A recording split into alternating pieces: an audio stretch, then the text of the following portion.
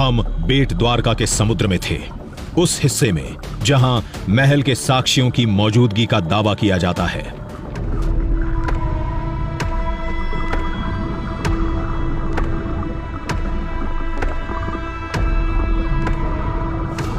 हम तेजी से गहराई में उतरते जा रहे थे जो हमें नक्शे में बताई गई थी, और हमें जल्द ही सफलता मिल गई।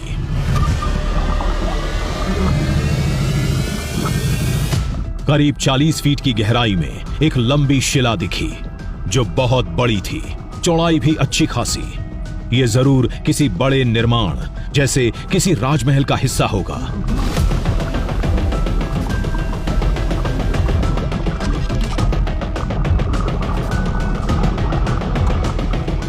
आसपास कई पत्थर थे, सभी का आकार एक जैसा था।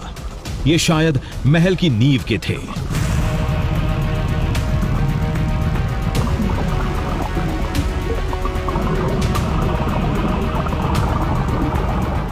इनमें छेद बने थे, ये जरूर नींव की मजबूती उसकी इंटरलॉकिंग के लिए होंगे।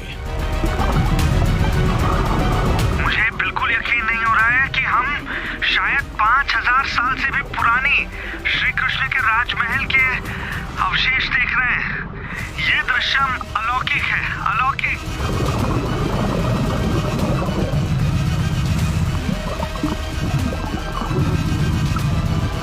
पत्थरों की तादाद बता रही थी।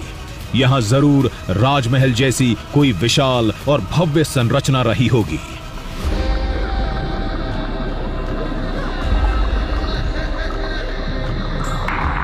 किसी मंदिर का हिस्सा लग रहा है। यहां इंसान के हाथों तराशे पत्थरों की भरमार थी।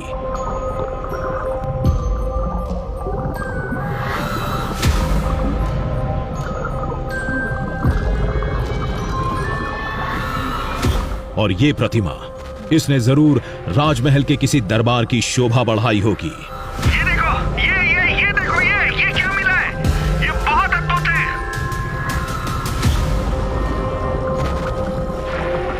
ये क्या? ये तो एक रिंग जैसा दिख रहा है, किसी स्तंभ का आधार होगा। अद्भुत है ये। ऐसा लग रहा है जैसे हम उस द्वापर युग को, उसके माहौल को फिर से महसूस कर रहे हैं। अब कोई शक नहीं है कि ये जरूर राजमहल के ही अवशेष हैं। ये सारी चीजें राजमहल की ही हैं।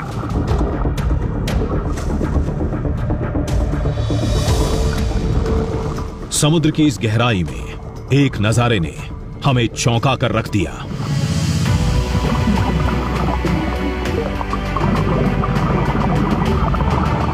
देखने में पिरामिड जैसा लग रहा था। यह किसी स्तंभ का निचला हिस्सा होगा।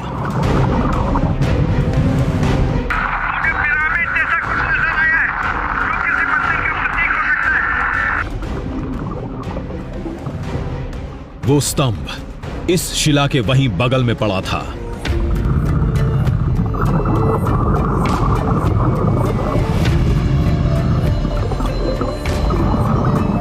हम और गहराई में गए, इस बात से बेखबर कि आगे जो दिखने वाला है वो इस खोज को एक नई ऊंचाई पर ले जाएगा।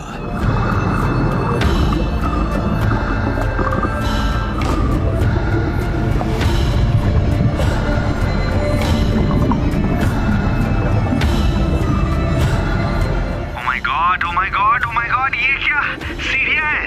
हाँ, ये वही लग रहा है, शायद राजमहल की सीढ़ियां जिस पर कभी भगवान श्री कृष्ण के चरण पड़े होंगे।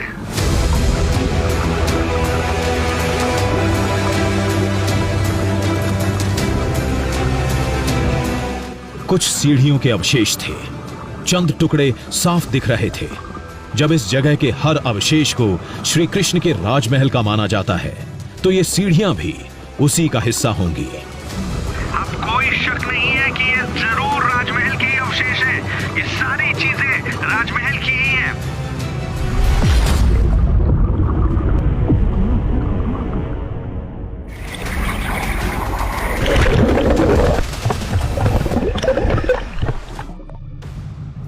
आप सोचिए, आप जो सुनकर आए थे, जो सोच कर आए थे, जिसके बारे में आपने पुराणों में पढ़ा है, अपने बड़ों से सुना है, वो पानी के कई फीट नीचे जब आप जाते हैं नजर आता है। ये कितना भव्य होगा, मैं सोच भी नहीं पा रहा हूँ कि जिस नगरी का अवशेष 5000 साल बाद भी सुरक्षित है, वो नगरी कितनी बड़ी और कितनी भव्य रही होगी, कितनी खूबसूरत रही होगी।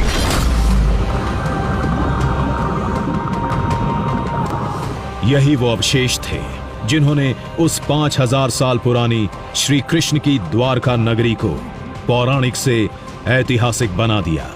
जिसे काल्पनिक माना जाता था, उसके वजूद को साबित कर दिया। जहां आज द्वारकाधीश मंदिर और बेट द्वारका है, श्री कृष्ण की प्राचीन द्वारका यहीं थी। इस बात की गवाही पुराण भी देते हैं। रही बात अवशेषों की, तो इनमें से कुछ की आयु 5000 साल से ज्यादा आंकी गई है, लेकिन गहन जांच पड़ताल के बाद ज्यादातर अवशेष 4000 से 4300 साल पुराने माने गए हैं। लेकिन शोध और द्वारका के इतिहास से जुड़े लोगों का मानना है, अगर समुद्र में और खोज हो, खुदाई और गहरी की जाए, तो पूरी की पूरी संपूर्ण द्वारका मिल सकती है।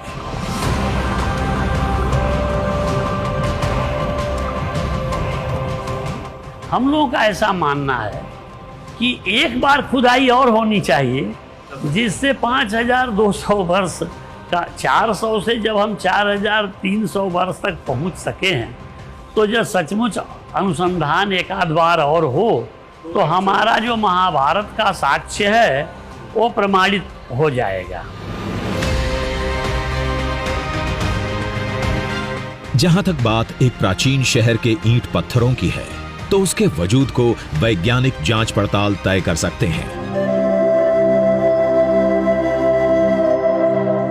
जब बात भगवान की बसाई एक नगरी की आती है, तो लोगों के लिए द्वारकाधीश मंदिर और बेट द्वारका ही संपूर्ण द्वारका नगरी है, जहां के कण कण में भगवान श्री कृष्ण से जुड़ी आस्था आज भी बसी है।